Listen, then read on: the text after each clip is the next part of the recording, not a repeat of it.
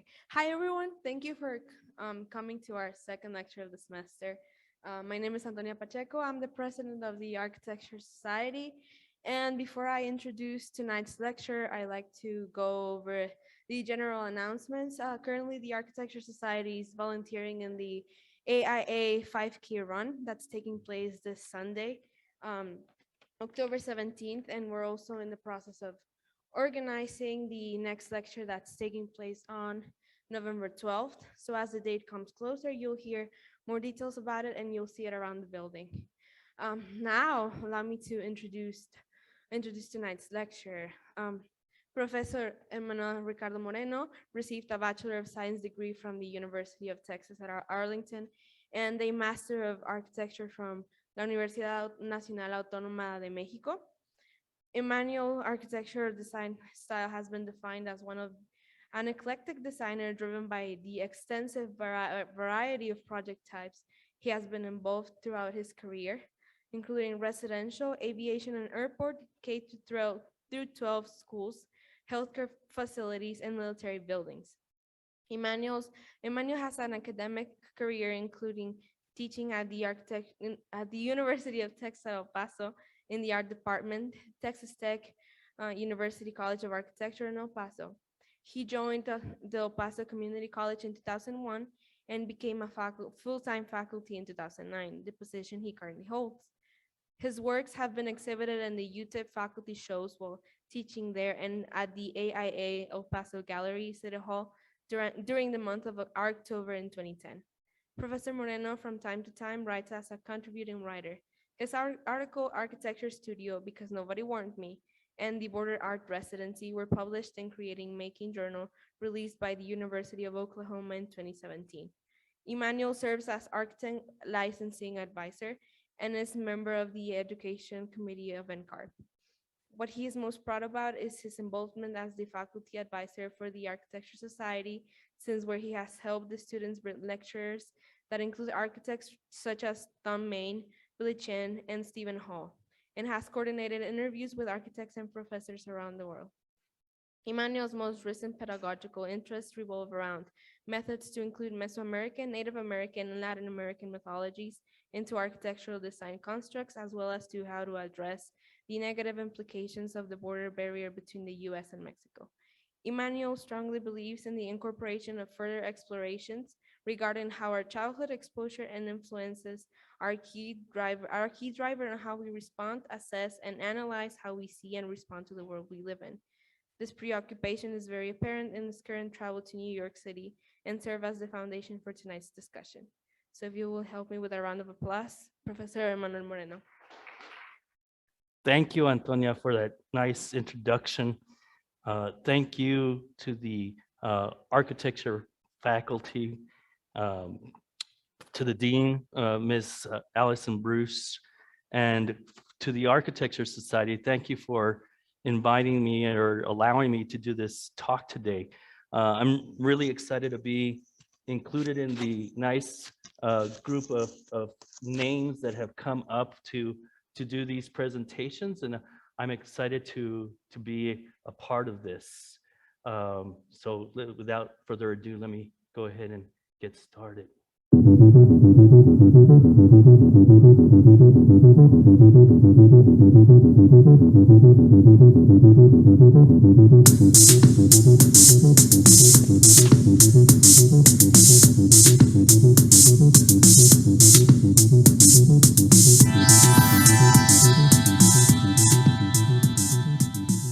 So I wanted to start off to have a little bit of fun. It is October, so I wanted to make it a little bit creepy. And I did kind of include that into my title, Bewitched, but the definition of bewitched actually has a whole wide of meanings. One of those is to be enchanted by, or to be drawn to. And there is definitely a bewitching that New York City has to the world, really. If you think about it, it's in movies, it's in novels, it's in TV shows. It's really, really all over. It has so much power that when I went the first time to New York City, I back then we had 35 millimeter cameras, right? So I'm dating myself a little bit, and I got the pictures printed or developed, and I showed all the pictures to my youngest brother, and he made the decision after seeing those pictures that he wanted to go to New York to get his degree. And so he went to Marymount, Manhattan. He's no longer in New York. He's in LA now. He's in television. But I mean, just by taking by looking at pictures, and not only that, but this summer when I went with my family, and I was with my son, of course, and now he wants to go to New York to get his degree. I mean, so the power of New York is really quite impressive. Um, and I wanted to kind of continue this by, I said the power of New York is so impressive and enchanting that when I gave my first draft to the Architecture Society, it had a bunch of pictures and it was a mess because I just wanted to include everything in there. And Sarah, thank you, Sarah, for doing this for me. She tamed my poster quite a bit. I told her, here's a couple of pictures of actually buildings that you guys are not going to be seeing, because I just have too many pictures to be able to present in just 1 hour.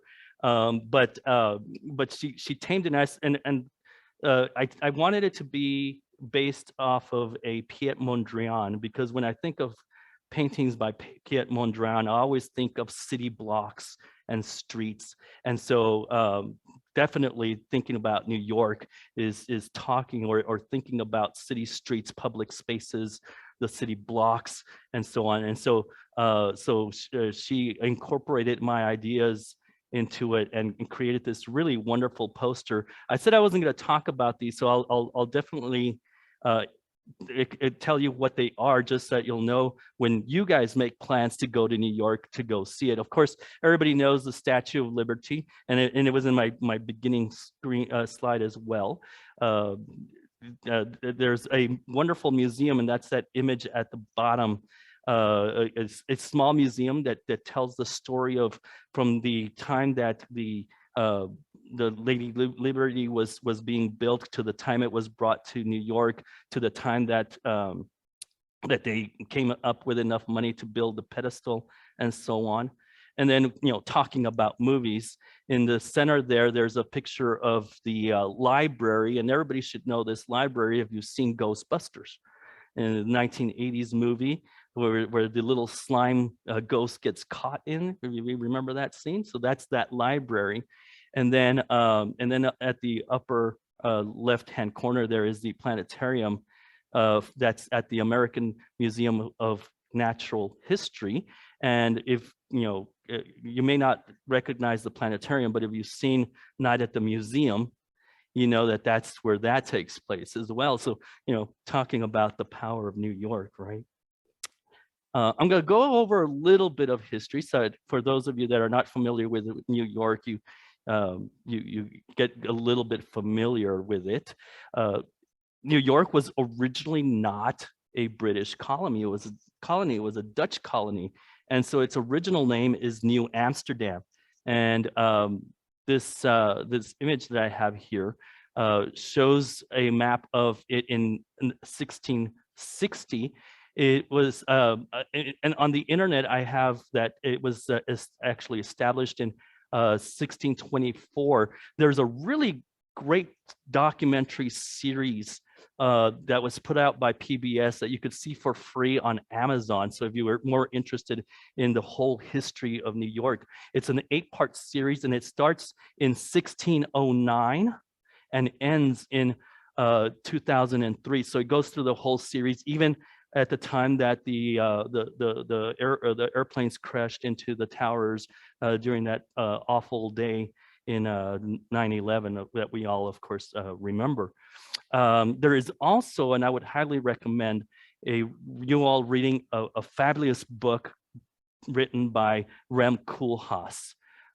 He has a book named called Delirious New York, and I also get a lot of my information from there. He's a really wonderful writer, and he does start from the time that New York was colonized.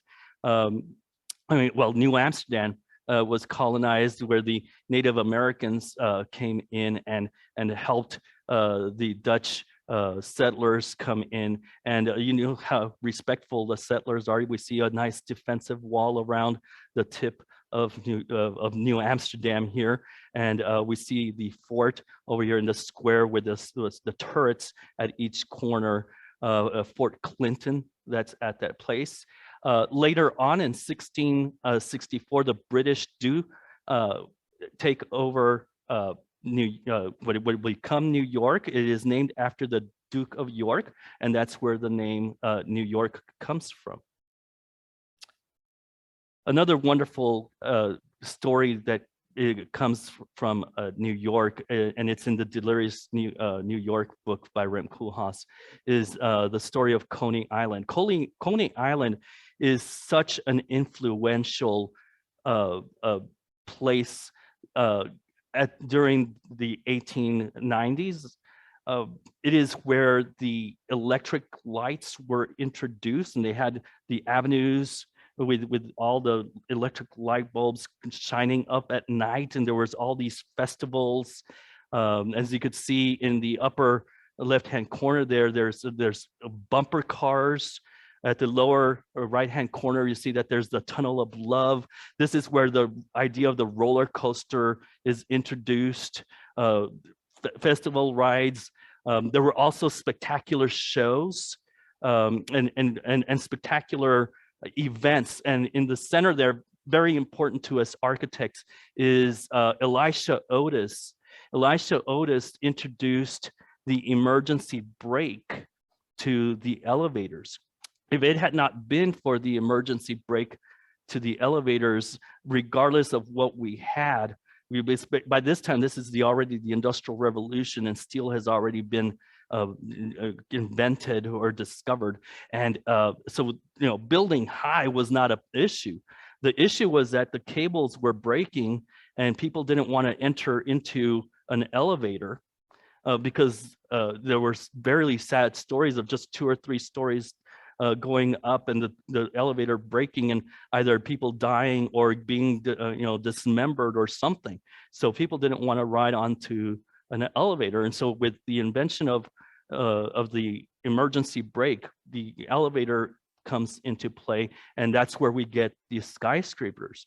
And so that pushes New York forward. Another thing that pushes New York forward is that Coney Island burns. So there's this really bad fire, and they close Coney Island down completely. And so the spectacles are then moved from Coney Island to the skyscrapers. And so we have places like Radio City Music Hall and Carnegie Hall and all those other skyscrapers and tall buildings that not only include office spaces, but also include a place for entertainment and so on. So this is again a very influential event that took place in New York. This nice little aerial is taken from 1873, and we see to the left here is the Hudson River. At the tip, we have what is now Battery Park. That long line or that long avenue that you see down the center, this is Broadway. Broadway goes essentially pretty much from the bottom all the way up New York. And then across to the east, we have the East River. And then there's the Brooklyn Bridge, which we'll definitely talk about. I've got some slides for that. And then I've got a couple of little notes here. Brooklyn was invited to be part of New York, but they held on. It was established in 1816, and later on in 1898 was when they annexed in. And the reason I'm mentioning Brooklyn is because we stayed in Brooklyn, so I'll talk more about that when I get there. This is the New York that I saw in 1995. Of course, the image here says the 2009, but this is the New York I got to see. The original towers, twin towers, were standing, and still the Hudson River to the left and the East River to the right. We see the Brooklyn Bridge, and then behind the Brooklyn Bridge is the Manhattan Bridge, and then behind the Manhattan Bridge is the Wellberg I think it's the Wellberg Bridge. And then further in the back, you see a little patch of land there in the middle of the East River. That is Roosevelt Island. I will definitely take you guys there as well. At this time too, and I'm going to show you images of Times Square now, but at that time when I went, Times Square was a big mess, so much of a mess, and it also had so many billboards. It wasn't until Mayor Bloomberg came in that Times Square started to change to the Times Square that you now see in movies and in TV shows. Really interesting. I can't remember what school this gentleman came and did a lecture for us back in Arlington, but I remember he was from New York. His name was Pascal Quintard, and he introduced a project called a house, a billboard house, because of so many billboards that were in Times Square that they had enough space to be able to build houses in between the billboards. Sadly, this is of course New York when the towers were taken down, so you don't see the twin towers here. And this is the New York I got to see recently. You see the Freedom Tower there to the left, or alongside the Hudson, and then of course the East River to the right. My first exposure to New York, unknowingly, was Sesame Street. When I was a kid, I would turn on TV at 3 o'clock, I think it was, and I would watch this really neat neighborhood with, and just like the picture shows, with kids playing on the streets. They had some really wonderful people that lived in this neighborhood. The image to the left there you see, and I don't remember all the characters, but I remember Mr. Hooper. He was a grocery store attendant, or the owner of the grocery store. Bob is the gentleman over here to the left. He was a piano teacher.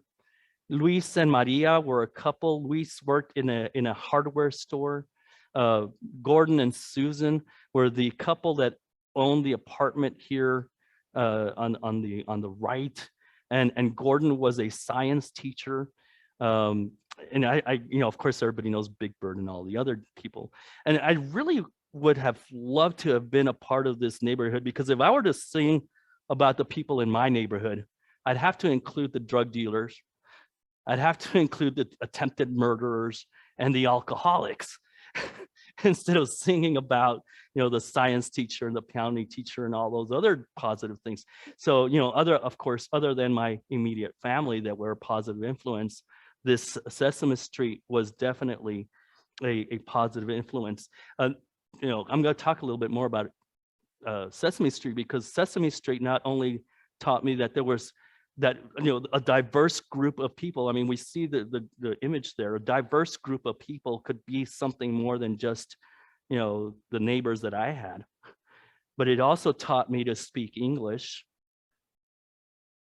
And it also I think I've told this story to you all, but they also introduced me to architecture. Unknowingly, I was introduced to architecture. I still remember a little man climbing these towers. His name, I later on found out, was Simon Rodilla, and he was the one that built the Watts Towers, and that was back in the back of my mind, and it really drew me to architecture, or one of the things that drew me to architecture, of course.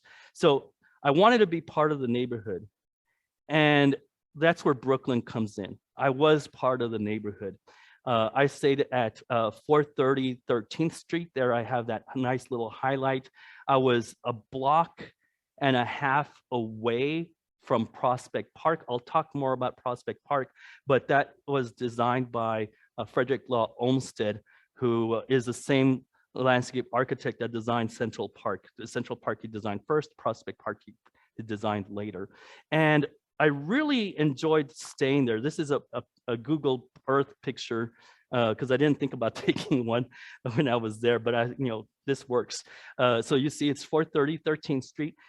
That looks like the Sesame Street neighborhood. And my family's a little, wakes up a little bit late. I'm an early riser. So early in the morning, I would go out and I would, talk to the neighbors. They're walking their dog. Oh, hey, nice dog. Or, go to the grocery store. I'd pick up breakfast. You could, we don't have this here. I think it's part of that enchantment of being in that area. I can't walk to the corner store to buy, a breakfast sandwich or a smoothie, or you have to jump in the car and get to it. So, I was just amazed and I was in heaven being out there and just completely enjoyed myself. And this was my backyard. It was a shared backyard. So as you know, I don't smoke. So those cigarettes there in the middle are not mine. But that is my water bottle and my sketchbook. And I would go out there and I would look at my pictures and I would sketch for what I saw the day before.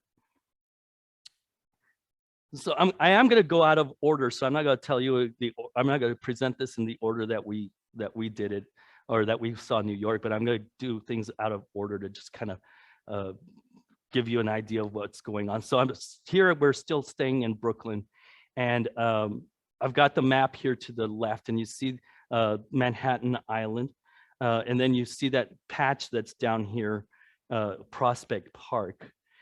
That's where I was. I was 30 minutes away from the city, and we would take the metro, which you see that little M right there. That's a metro. That's a subway station, and we would take the metro and we would go wherever we wanted to go. $30 for a week. I didn't pay cab. I didn't pay Uber. We walked everywhere. Used the subway everywhere. Another thing that I really liked. $30 a week would be awesome, because here we spend what, $60 to fill in our cars with gasoline a week. So I was just having a great time. Of course, the cost of living is a little bit more, but if I were to we were to live there, of course our salaries would also be higher. So I'm getting sidetracked. Let me get back to Brooklyn. So that little red line is the line I took one morning. My family was just exhausted, and I was like, okay, well, you guys can stay in. So they stayed in late. I think we didn't leave the apartment till like 10 or 11 o'clock. So I was out at 8 in the morning and I walked almost all of Prospect Park. When I drew the line, getting ready for this lecture, I didn't realize I had walked so much. I thought I just walked across from west to east, and actually I pretty much walked the whole park. So I went out to the red, and you'll where the red line is, at that tip is a concert pagoda and or pavilion, excuse me, and I'll show you pictures of that. And then I went back up the red line all the way up to the north to where that oval is, and at that oval is this nice triumphal arch. And so you see that in the center of this photograph, or of this slide here. That is a triumphal arch. We talk about those in architectural history, but I got to see one in Brooklyn. And I got to see a couple, but I'm only going to show you this one here today. And then you see the yellow line as I went back to my apartment. Here are some really fantastic images I don't know if I was in a fantasy or if I was actually there, because everywhere I turned was a picturesque image or view as I walked the park. The south entrance it has these really wonderful colonnades that announce that this is the beginning of the park, and you walk through this park and you go through this nice trail, and you see this open field where people play baseball or soccer or frisbee, and that's that space that you see here on the lower picture in that panoramic picture to the left, and then you see the gentleman there. I took that path and just found some really fantastic views and spaces. It was just really nicely defined spaces just with landscape, some architecture, but landscape primarily. Here we see the dog park. You see the little fence so that the dogs don't, swim across the whole lake. And they were enjoying themselves. I almost wanted to jump in and play with them, some more of these wonderful picturesque views. One here we see the lake and the trees that grow around it, and you just see the really wonderful foliage. And then to the right here we see the pathways, and you have this path. I think in one of the projects somebody wanted to create this, from my students who wanted to create this kind of image, and this is just created with nature. So it's really wonderful, and you could have little hideout places like here, and you even get to see streams. Some of this is natural, and some of this is made or designed by Frederick Law Olmsted himself. So I think this stream was one that was designed by him, and then he understood nature very well, and you can see that it just leads into the lake. This is at that tip that I was showing you where the Concert Grove Pavilion is. That's at the end of that part of the lake. You see the iron balustrade there, and you see people walking around, and then you turn 360 and you go towards the pavilion, and you're greeted by these wonderful monuments here to President Lincoln, to Mozart, and to Beethoven, and they had some other musicians or composers, excuse me, as well. And then you go and you see this really wonderful Japanese and Victorian influenced pavilion, and it has that Victorian oval shaped roof with the and at the bottom we see the Japanese pagoda roof coming outward. And then you go inside and you see that nice wood detailing. That's what you would find in the pagoda, as well as the colors that you would find in a Japanese pagoda. And then you see the beams, of course, and you see that all this is made of wood. You see the slats in here, that they're all made of wood, and then you have it really nicely painted. And then you come towards the center, and this is the best panoramic I could take. And I tried to jump on the internet to see if I could find a better image, but none of them could really capture that there was a dome. All the pictures I could find on the internet were taken from the bottom up, and you could really not tell that it was a dome. So I had to keep this panoramic in here. And one thing that you don't catch from out here is that there's that stained glass up on the roof. And so when you come up here and you see the stained glass and the light shining through here, it really is a spectacular image. And when you're there, you're elated by what you're seeing. The bridges along this park were also very, very extravagant. I mean, so these bridges are there so that the vehicles could cross, and obviously you all or the pedestrian doesn't get run over. So these are vehicular bridges. You see that this one is made of steel, and it has some really nice detailing. So if you look at the arch here, you see the triangulations within the pendentive, and then you see each section of the steel, and then you also see each point of the rivets. And at this point, they used rivets. This was before they started using bolts and nuts and bolts to put things together. So this is riveted really nicely. And not only that, but look at the nice detailing there on the steel, and you see that corn husk at the corner.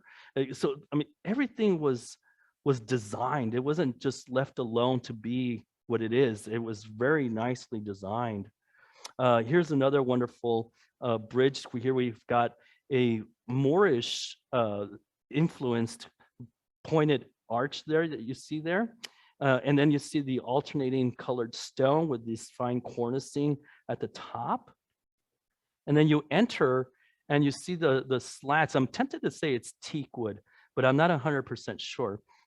But these slats are on the ceiling of the bridge. And then you see the point there at the end, and you see the brick. And so you have a combination of the stone, the different colored stone there that you could see on the left side picture, and then all the nice wooden slats that create the arch. And then you see a niche there with continued of the same use of the wood that what I'm gonna call it teak wood, just to call it teak wood. You guys can correct me later. And then you see that inside that arch or that niche is two smaller arches, just very very influenced by previous architecture. And then you have this other niche with a gray stone that is coursed, but not a regular course, as you could see here, with some nice brick that makes that nice pointed arch. So that pointed arch design continues on from the outside to the inside, and it's this really spectacular view. Another nice little bridge here. This is a horseshoe shaped. We have some nice roundels at the pendentives, and this really nice cornicing at the top and where the arch is created. And then we have these really beautiful terracotta tiles embedded on the side walls and on the ceiling. And as you can see, they're popped out, so they have a lot of really fine texture. So one day we had to go see the Brooklyn Bridge. I mean, it's just one of those iconic places. Spider-Man swings himself around there, and he just comes out in so many movies. So we took the metro, and I think we ended up somewhere over here by the Manhattan Bridge. So I didn't get off in the right place, but it's okay because we found our way over there. It was really easy. We walked along this line right here, and then we took the Brooklyn Bridge. We walked the Brooklyn Bridge. This is not my picture, so I'll go ahead and let you all know that. But this is the Brooklyn Bridge, and as you can see, it's 1,595 feet long. It was the longest suspension bridge at the time. And then I found a really neat building at the end of the bridge, or as we were coming over, and this one's right over here, and I'll show you guys pictures of that. But to give you a little bit of story, this bridge took many years, and I think it was 14 or 20 years. I don't remember. Anyway, it was started by the engineer John Augustus Roebling, and it was his design. And unfortunately, in 1869, when he was surveying the site, he was hit by a vehicle and died. And so his son, Washington Roebling, came in and in 1870, and he starts the construction of the bridge. Unfortunately, when they were building when they were making the piers, and I'll show you pictures of the piers, but the piers had to go 79 feet down deep into the ground, and he got something called decompression sickness, also called or considered a Kaizen sickness. And it's almost, when you're in an airplane, you you feel that your ears need to pop is because of the difference in elevation. Well, if you can imagine yourselves 79 feet deep, uh, it's almost the same thing. And he got this, and we're mentioning him. It actually happened to several of the workers that were building the caissons or the piers.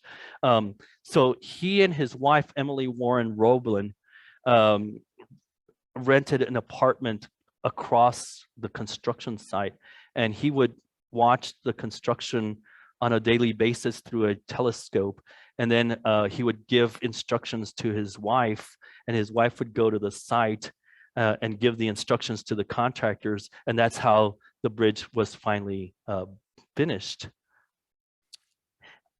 Here are a couple of diagrams so you could see. So I remember somebody asked me how you would do this during class, so I found this diagram here.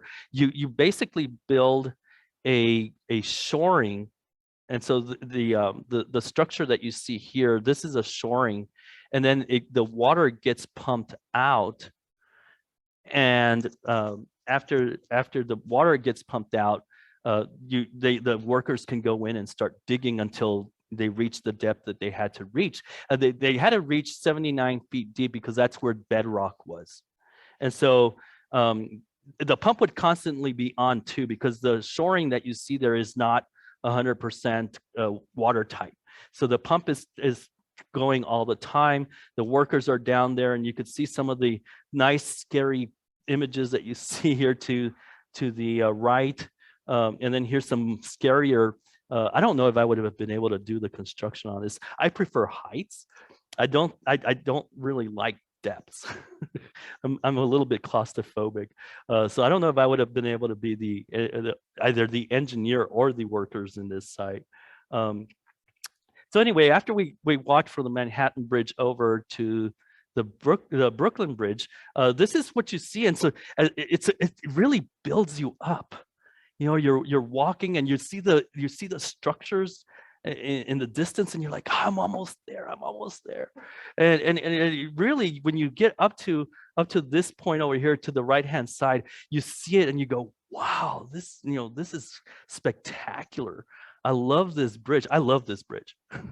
I really love this bridge. It's designed with a Gothic style, but just knowing the history and what it did is really impressive. I mean, really, what man can do with the knowledge that we have. Here's the walking plank, and then down below you see that's where the cars go. It's a 6-lane bridge. At the time that it was built, cars were not being used, so it's also very impressive that the bridge can sustain vehicles, and maybe just the everyday vehicles is not a big deal, but think of this with semi trucks fully loaded and the bridge is still standing is something that's has to be, well, just spectacular to think about what we can do. Here are some really wonderful connections. You see the suspension cables are all inside this sleeve. This is a metal sleeve, and the cables are inside. And then you have secondary cables here that are connected to these, so that the cables don't swing out of place. So there's for everything that's added in here, it has a purpose. So it's really, I mean, I don't know, I get excited talking about this, so much that I even forget words. And then here we are, we're reaching the second pier, and you still see these really fantastic cables, and of course the pointed arches, and then you start, oh, went the wrong way, and then you get to the opening, and you finally come out of the bridge, and you come out of the piers, but you're still walking on the bridge until it finally reaches the end. So if you can imagine, it has to go up. You've got to have a certain percent of slope so that vehicles can climb up. You can't just go up just willingly. So there's this really long ramp going down even after the bridge. Um, I found this really interesting building. At the time, I didn't know what it was. It's 8 Spruce Street, and I thought it was cool, and so I took pictures. And then later on, I found out that it was a Frank Gehry building. So I was happy to see that he evolved from his metal curved buildings to this. I really enjoyed his early works of the chain link fences and corrugated metals and the Barcelona fish pavilion that he has. And this one, to see this just was really, really pleasing. I borrowed these from the internet, but look at those fantastic shapes. They're apartment complexes. Let me go back here. They're apartment complexes, high priced, I'm sure. You could see that they're what each floor is one house or a condo. And then each one of those waves that you see there is a balcony for each of the units. But it's a sexy bridge. It really is. At the end, so you continue walking along the avenue of after the Brooklyn Bridge, and you come to ground zero. And the first thing you see, and obviously these are not my pictures because the one on the left is, well, the Dove subway station, also known as the Cortlandt Station or the Oculus Station House, is being built. And then of course I don't have a drone, so the one on the right is not one of my photographs either. But I borrowed these also because I forgot to take a picture when I saw it. I think I got too excited. It wasn't until I went inside it that, yeah, when I went inside it that I started taking pictures. Let me go back here. This is the corner of Church Street, and this is the entrance. And it's called the Dove, and how fitting it is at ground zero. And the dove symbolizes peace. And if you can take a close look at the image to the right, the dove is in flight. So if you take a look at the wings, one side of the wing is higher than the other one, and so it's taking a swoop down. It has this really fantastic skylight on the side, and you see the beams. There's glass inside or in between. I'm sorry, each one of these ribs of and of the dove. The image to the right is one of my pictures, and you see how big and impressive or engaging that this building is. And then right next to it, you see Freedom Tower. It's so nicely done that a motorcycle that is displayed inside Daniel Libeskind's 9/11 museum is displayed inside, and it is designed. The motorcycle that you see there is designed by Calatrava as well. And if I didn't mention that, is Santiago Calatrava is the architect of this building. This is the entrance, and as you see, it's a church off of Church Street, or it says the shops of the Oculus there at the entrance. So shops, because this is the view that you see. After the entrance, you go down a series, those series of steps that you see there, and you're on the second level or the lower level, depending on how you want to look at this, and you see the ribs of the bird, and in between, as you see, there's plenty of light. So there's a glass that's in between each one of these ribs, and there's glass, as you see, on the ceiling, and to the opposite end over there, there's tunnels that lead to the north, south, east, and west trains. So from here, you could get whichever subway train you want to take. This is another view, and I couldn't quite put these two pictures together, but these are the shops. So when you enter into the Oculus, there's all these shops that are on the ground level and on the upper level, and then you still continue to see the tunnels that lead you to the different parts of the subway tunnels. Here again is at the second floor, and you see the all these are nice uh, uh, steel structures. Here's the ceiling. And then I'm going to get away. We'll come back to ground zero in a little bit. But I want to get away and I want to show you the Cooper Union, because just the Cooper Union itself is a very influential, uh, a school.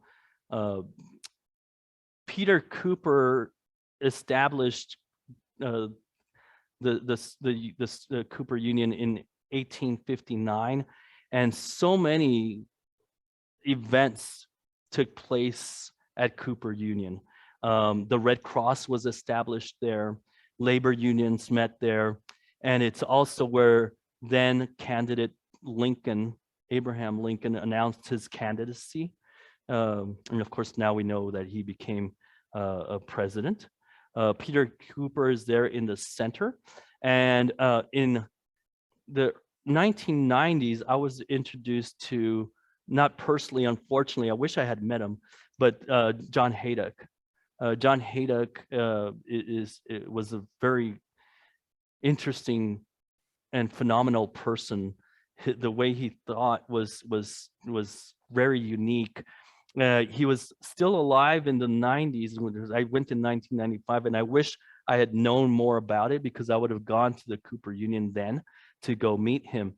Of course, he's also Cooper Union is sort of friends of ours. David Gersten is definitely one of our friends. He was the dean at Cooper Union in 1991, and then in 2010, the dean there is Nadar Tirani. David Gersten continues to be a good friend of ours, and he's always constantly inviting us to his arts, letters, and numbers lectures. This is part of the Cooper Union. So this is at the upper left-hand corner, we have the original building, and across the street is another building. It's the engineering building, designed by another one of our friends, Tom Main of the Morphosis. And here we see that Morphosis has really molded and changed the way they use the metal screen. If you all remember 100 Main that I showed you all at one point, that's in LA, the bus terminal. You can see that they've continuously been changing or evolving their design. And we see the metal screen, we see the frosted glass, and we see the concrete columns underneath, and that nice little cutout that we see in the center. This is from the site of the original Cooper Union, and across the street to see Tom Main's building. The MoMA, the Museum of Modern Art, is another very influential building. It was designed by Philip Johnson in 1930s, and then Philip Johnson was the curator, particularly for the architecture, from 1932 to 1989. So many great names came through here. Philip Johnson introduced the international style here. He also introduced the New York Five, if you remember that. We talked about the New York Five, Peter Eisman, John Haydock, and Michael Graves, Richard Meyer. All those architects came through here. It was later remodeled, and then an addition was built to it, but they honored the courtyard that was designed by Philip Johnson. So Yoshio Taniguchi remodeled it in 2004, and Diller Scofidio Renfro, along with Jit Gensler, made an addition to it in 2019. But again, the courtyard was left alone. Maybe a couple of things were changed, but it was essentially, this is Philip Johnson's design. And then I was talking about the architects that came through here. This is the model of Frank Gehry's Guggenheim Museum. At one point, Philip Johnson implied that Frank Lloyd Wright was dead. That was during the time that he was doing the international style.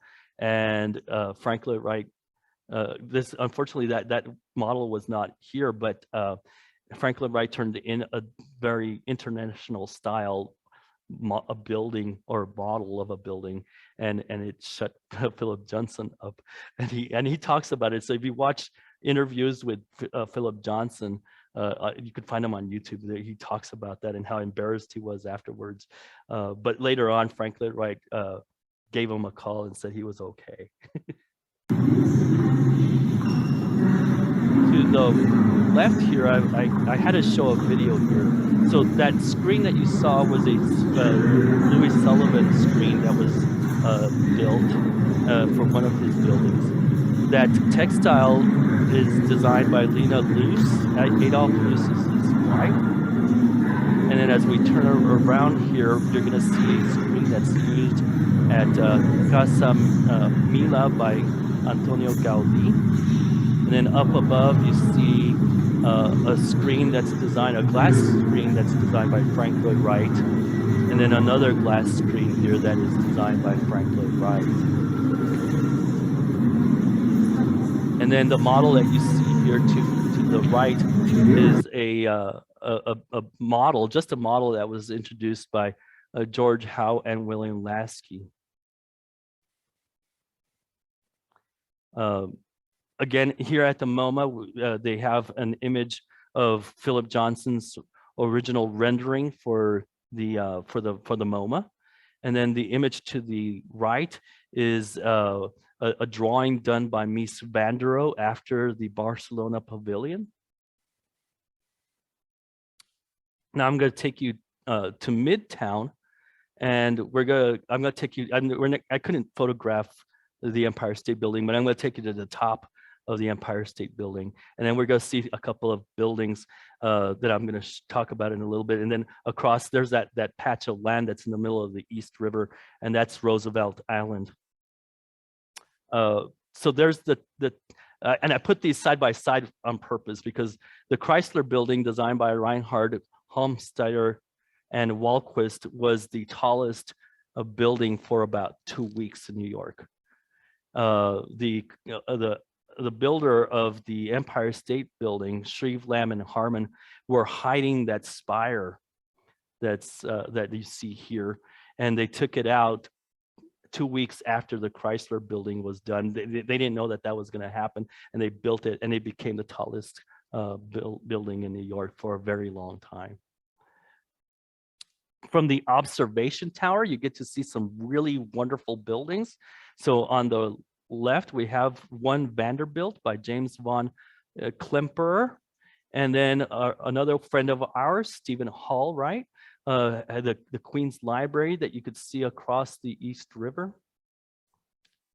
The Flatiron Building, my son wanted to see the Flatiron Building because every time we watch the movie John Wick, I always have to make the comment, there's no way that hotel can exist in there. Right, because if you've seen the movie, John Wick pulls in his beautiful Mustang, right, and he goes into the hotel, and it's this huge hotel, and then you see the actual building. It's just an office building, and you see here, and it's this building designed by Daniel Burnham, which is the same architect that designed our train station where Texas Tech College of Architecture is located. Built this triangular shaped building on a triangular shaped lot, and they are tiny offices inside it. And then I found this one really interesting. So I love the apps that our phones have today, because I just popped the picture in and I found out that it's the American Copper buildings designed by Shop Architects. If you get on their Instagram, they have some really wonderful pieces of architecture. Of course, who could resist not going to Grand Central Station? This is another, now subway terminal. At the time that it was built, it was a train station. But as you could see, it's still it's standing, and it's actually, to give you a little bit of history, it's standing thanks to Pennsylvania Station. Pennsylvania's train station was a gorgeous train station. If you guys get on Amazon, go in and take a look at their at the documentary on Penn Station. It was gorgeous, and a lot of people were fighting to stop it from getting demolished because the owners of Penn Station decided that they wanted to build something new. And now what's there is Madison Square Garden, and it's ugly as hell. But anyway, don't want to get too sidetracked. But if it hadn't been for the attention that Penn Station got, the next building that was going to be torn down was going to be Grand Central Station.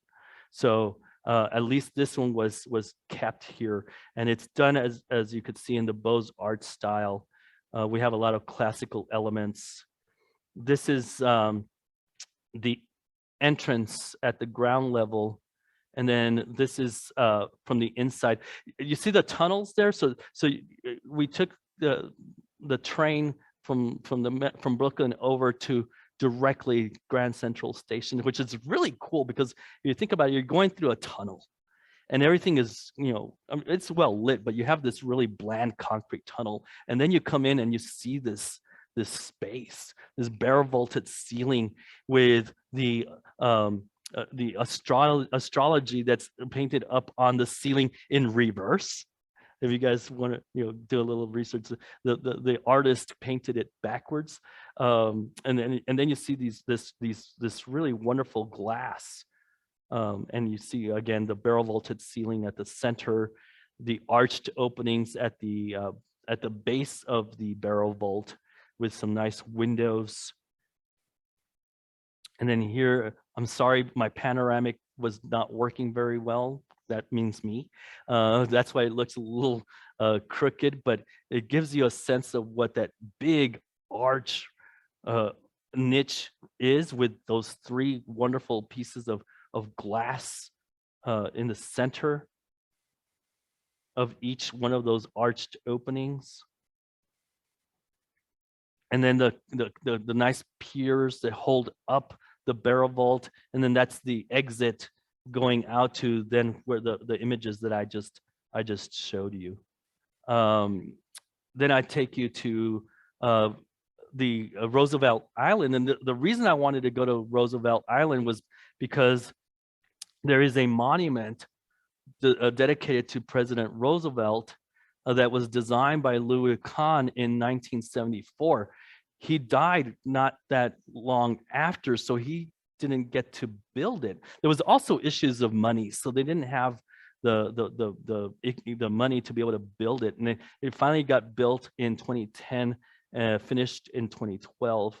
And so I definitely had to, Louis Kahn is one of my favorite architects, so I had to go see it. So when you finally arrived, again, we took the train and we walked a couple of blocks. This is what you see. You see these big grandiose stairs that climb up, and then you see the grove of trees there on both the right and the left.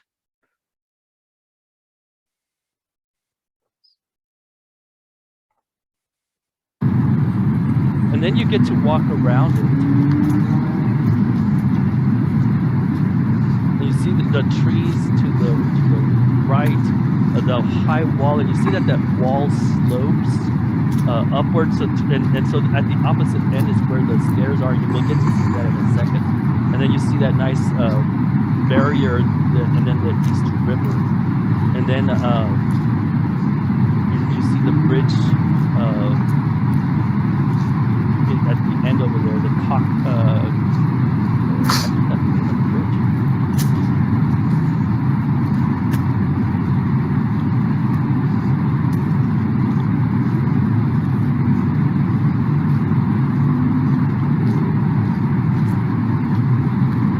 That's the Willsboro Bridge.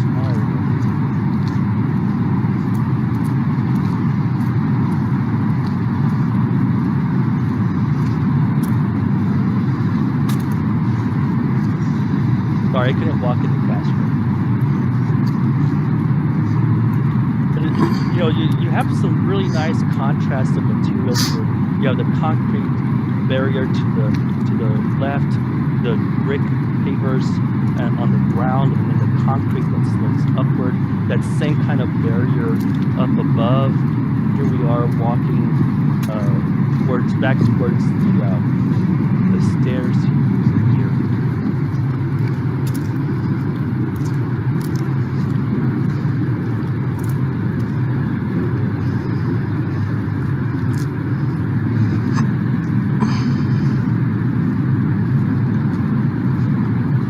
You see the entrances here to the memorial, and they ramp upward. There's a historic building there to the left, and then Queens across the way, and then here again are the stairs that I just showed you a little while ago. I actually walk around, but I think it's taking a little long, so I'll go ahead and continue on. So here is at the top of the stairs, and we see that this nice green patch of grass with the trees alongside, and you could either choose to walk along the shaded area or walk along the grassy area. You come up and you could see the Pepsi-Cola sign that Stephen Hall talked about when he lectured for us last April, and then Stephen Hall's Queens Library there. Here's that wonderful tree, the wonderful line of trees that you could walk down and continue walking down. And then this is looking back up, so you see the grass sloping upward, and then you turn around and you see President Roosevelt at the end, and then you enter into the space. And I'm sorry, I couldn't take a picture of the space in its entirety because there was this guy that didn't have his shirt on and wouldn't go away. So I kind of did as best as I could. There's this nice little plaque there. And then across the way, I didn't go see it, but I wanted to show it to you all, that across the way is an Oscar Niemeyer and the Corbusier building, the UN building. Now I'll take you back to the 9/11 memorial. The entrance is done by Snohetta. The museum itself is designed by our friend Daniel Libeskind. This is an aerial, as you could see, of the memorial, Snohetta's entrance piece, and Santiago Calatrava's dove. And these are this is the memorial. It's these two enormous holes in the ground with water flowing through them, and you see the names of all the victims, and then you see that the water goes down into infinity, or at least it gives you the sense of infinity. It's really touching. It really is, especially when you start seeing like fire department number 9 or what, I can't remember the numbers, but they even had the names of the canines that were trying to help and eventually died because of all the carcinogens that they smelled. Here's the one survivor tree. And then a nice little aerial of Snohetta's entry piece, and the image to the left is the entrance. So you come down the building, and then take those stairs going down, because everything is below. Nothing is above except for Snohetta's entry piece. And then you have parts of the steel structure that they were able to recover, that you could see there on the right-hand side of the stair, and of course the right-hand side image that I have in this slide. You come to the balcony and you see the shoring of the original towers, and then of course you see the nice space down there. It's really touching. I don't think that anybody left without crying. You just see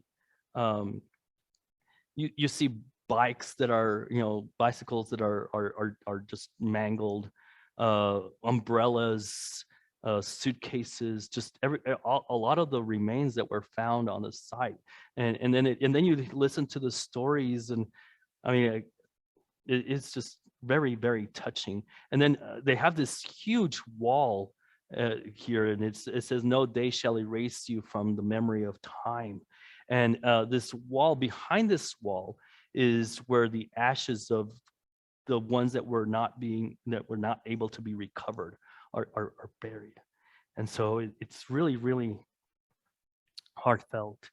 And here's letter company number 3 of the fire department, and Statue of Liberty here. These were items that were left as time went by. Here are the original foundation or footings. You see the steel plates that held the steel of the towers up.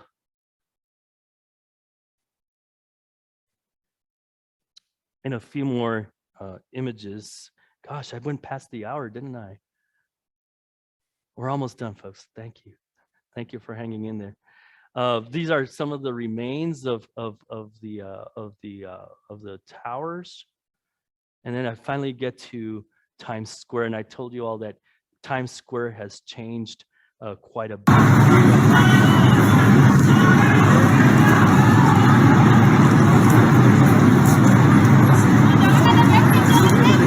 wanted you all to get a good sense of Times Square. All the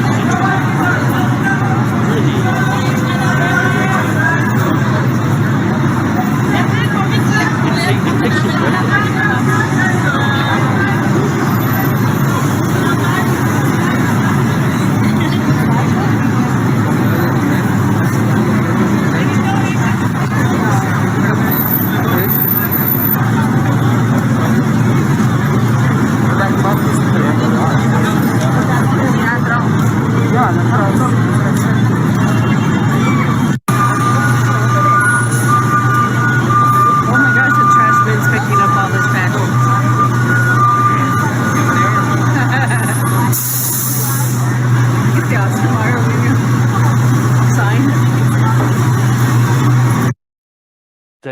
There's really a sensory overload that you get in Times Square. And with that, thank you very much.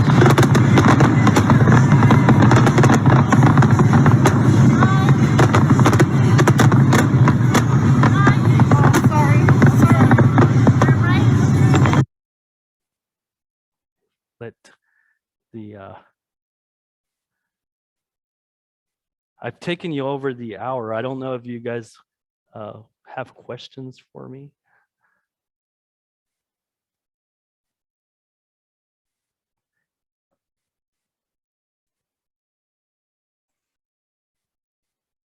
I have one question.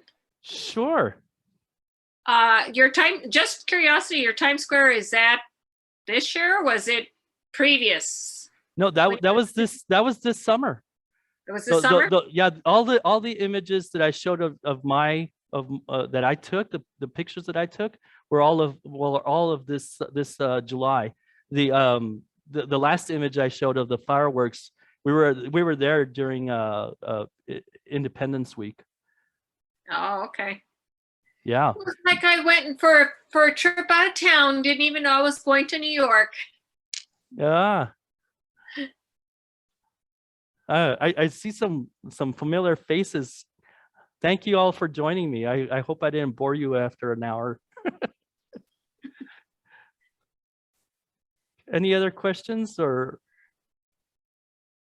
comments? No? Well, then with that, thank you very much. I appreciate you joining me and being patient with me. And I will see you all again in November. We have Edgar Lopez of In Situ Architects that will be joining us again, November 11th. Thank you very much. See y'all later. Thank you. Bye-bye.